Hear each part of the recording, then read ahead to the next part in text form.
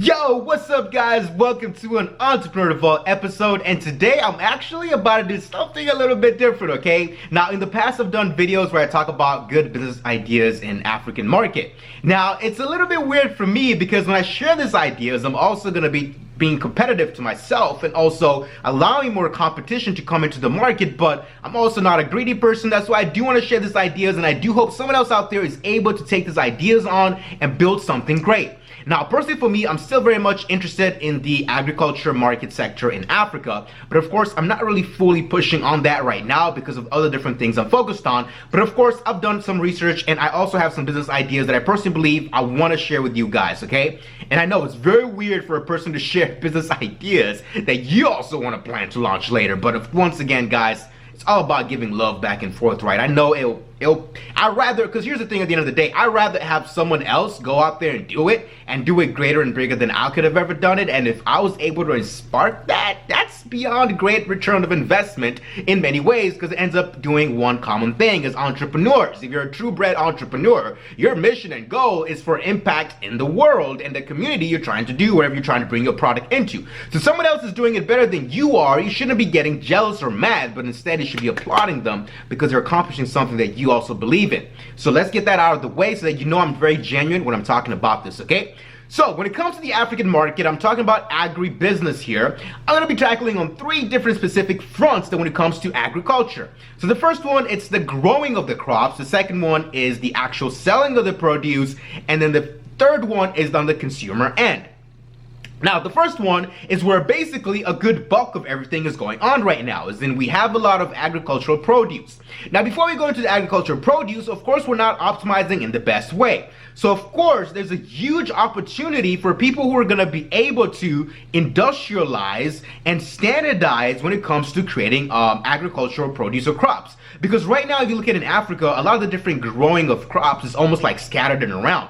But if you look at other places like in developing countries, like for example in the United States, there's just huge chunks of areas where all agriculture is basically happening. So it's almost beyond, it's industrialized. It's more in a system of a chain of some sort where that a lot of produce is able to be massively produced in a certain way as compared to just individual farmers doing it themselves, right? Of course, when it's a huger group, it's able to produce better, faster, and more standardized, and other different things can be able to happen in a massive way. Now, the biggest opportunity that I see here on the first phase is basically optimization of reducing the cost and increasing the produce. Anywhere you can be able to reduce the cost, increase the produce, it's going to be very key. So of course this is going to be coming from many different fronts, but that's not the part I really want to focus on today's video. I just want to highlight that right now in Africa, there's still a lot of opportunity for agricultural produce in Africa. But I want to tackle the second part, which is personally where I'm personally very interested in, and it's the part of the economics of how agriculture works. Now, of course, by the way, when I'm talking about Africa, please do not come in the comment section and be like, Africa is not a country. I know that, I know, okay?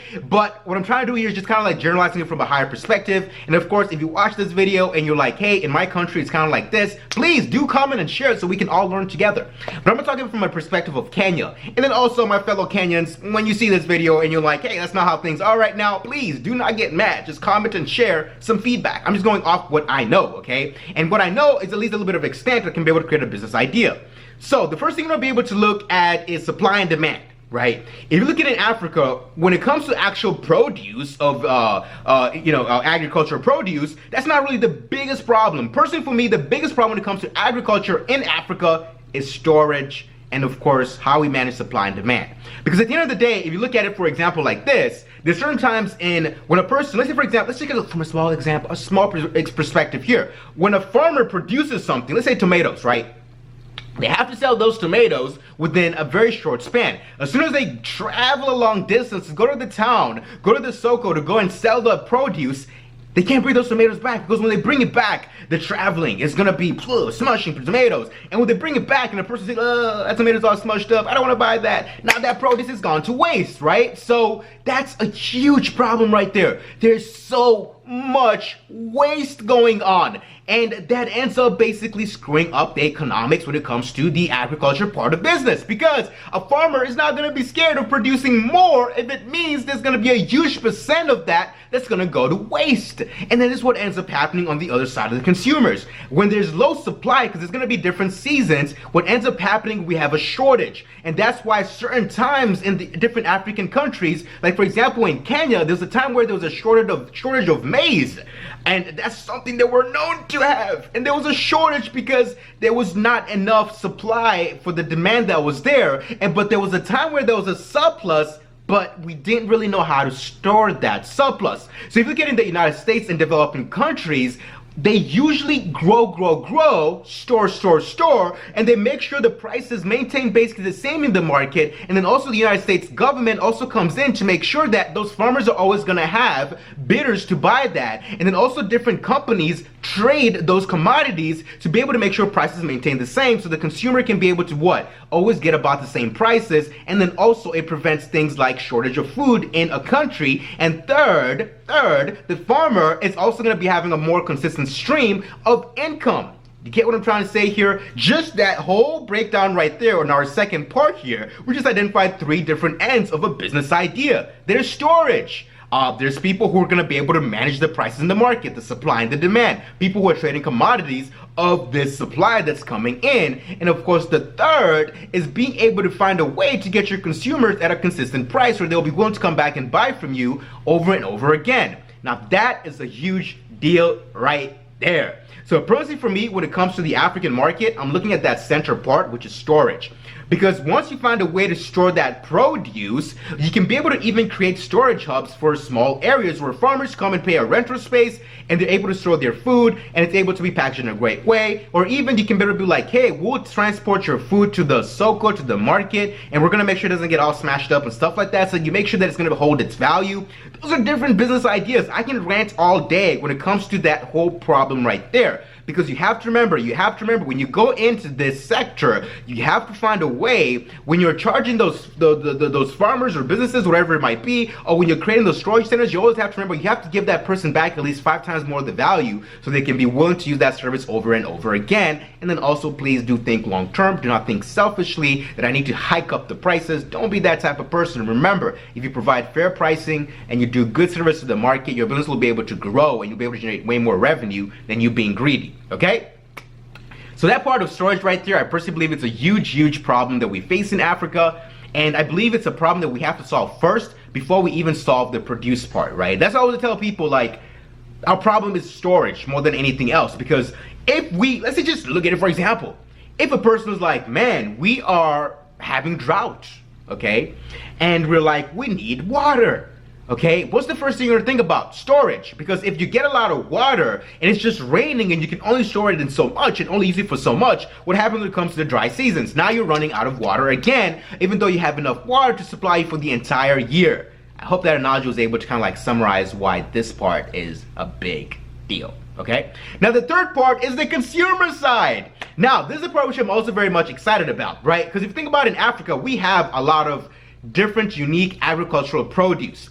And we have to find a way to commercialize a lot of that produce, not only just selling like one individual avocado or a set of avocados or a set of tomatoes. We have to find a way to manufacture that into a product that can be preserved and used into other different sectors. For example, avocado oil is a huge price commodity when it comes to hair and stuff like that, I believe, and also for cooking. So that's another different thing you can be able to look into, like tomatoes and all those other different things. You have to look at a way to be able to commercialize it. Now, I'm not saying you just go rant right out, just like, yep, makes sense, and just roll it out. You always have to remember, test it in a small phase. Make sure you find out how it's going to be able to work in the market sector and different things like that. And also at the end of the day, you have to remember, when you commercialize something that way, you're able to even increase the cost of that produce, right? Because if you think about just avocado itself for itself, it's very valuable. But once it becomes avocado oil, it's even way more valuable, right? So the same thing, like for example, if you think about orange juice and stuff like that, the amount of actual oranges that are in that juice is not as much as, well, actually the cost the person ends up paying and how much oranges were used, it ends up being even more, okay? Because you think about it, they have to buy oranges, they also have to, like, you see what I'm trying to say here? So on the commercial end, I feel like that's going to be a huge opportunity in the African market as far as when it comes to agribusiness. Now, let's talk about the other different things that can go with the agribusiness. Like, for example, I personally believe drones, I believe artificial intelligence, what is it called? Greenhouses, smart greenhouses. All those different things are about to be a huge central focus in the African market, and I already know there's going to be huge business opportunities in that area. The reason I'm not talking about it in this video is because we need to handle the basic stuff first, right? For example, storage first, and then more produce, and then commercializing. Once we handle those other different things, we can be able to use other different technological stuff to be able to optimize things and be able to even do it a better way. Because we also have to remember, guys, we have to catch up with what the developing countries are and at before we even try to just leap forward way past the phases they actually go through. Yes, artificial intelligence, yes, all those different things are going to be very major and key, but if we're just going to produce and not have a storage system or economical where be able to supply and demand is going to be balanced out more for the consumer, so that we can be able to make sure we're not going to be having shortages, all those different things, price hikes, those are different things we have to tackle. And I know most people are going to be like, we need to talk to the government, but please remember, if we have to wait for the government, it's too late, okay? We have to take this as us as entrepreneurs, and we can be able to do this, and the government will catch up when it catches up, all right? We can also approach from the other end as well, from the government side, but I personally believe entrepreneurs, let's just do it. You know, let's not just wait for the government, because how long have we been waiting for them for? Exactly. Anyway, guys, thank you much for watching this video. A piece of the out. Also, I hope you guys enjoyed this episode of where I talk about business ideas in the African market. I'll try to push out more videos like those, even though low-key, I also want to do them, okay? Thanks for watching. Peace.